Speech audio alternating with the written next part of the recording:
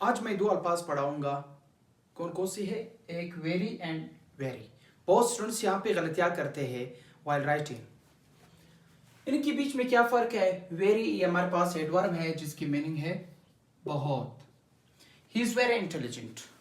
अगर इसकी सिनोनिम की बात की जाए तो एक्सट्रीमली है। इसका सिनोनिम क्या है?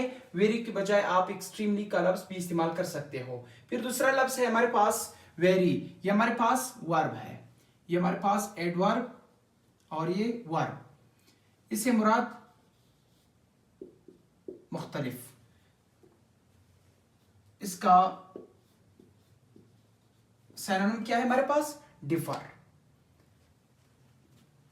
वेरी, वेरी मीन्स बहुत, वेरी मीन्स मुख्तलिफ। यहां पे सिर्फ फर्क एक